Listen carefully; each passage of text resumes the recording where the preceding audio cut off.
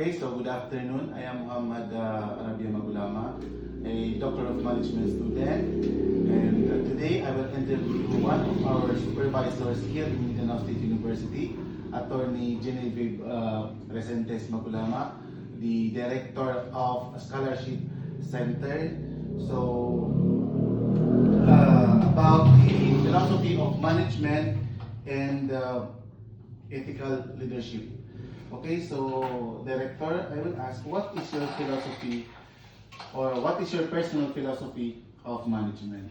Okay, hello, good afternoon. And first, before answering that question, I would like to extend my thanks for giving me this opportunity to share my knowledge to each and everyone. My personal philosophy of management is to lead with integrity, be accountable. No, kasi we all know that working in the government sector, dapat kasi public officials are always at all times accountable to the people, no? So always yan, number one yan siya sa government service. And then to lead by example. Okay, so thank you for that very valuable answer. So, what values guide your decision as a leader? Okay. With respect to that, of course, we have accountability, transparency, integrity, to act with fairness and candor at all times, because working in the government while you are working in the government sector, the people look up to you, So even in your private life, people will always look up to you. Okay, so third question. How do you ensure ethical practices in your team or the organization?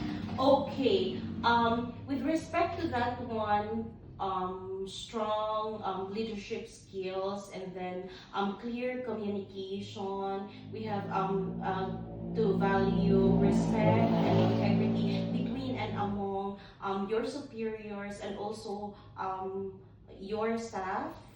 Okay, so how do you balance company goals with employee well-being?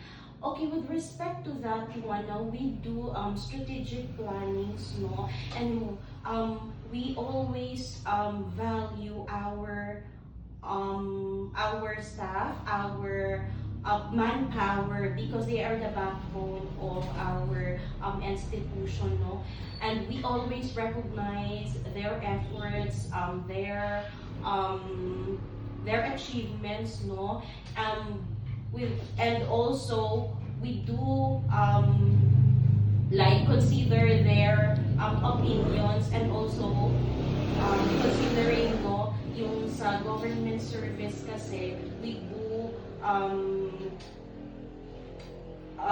meron kasi tayong ethical standards for government employees. Okay. Talaga, so yun siya. Okay, so last question. So, what advice would you give for future managers about ethical leadership? Okay, act with integrity, be accountable at all times, practice fairness, respect, clear communication, because one of the barriers kasi of management is yung sa communication na aspect, para maiwasan yung mga loopholes and miscommunication. Okay, so that's a very good answer. And thank you again for giving us a chance to or for sharing your knowledge to us, Director. So good afternoon and thank you. So that ends my interview. Thank you.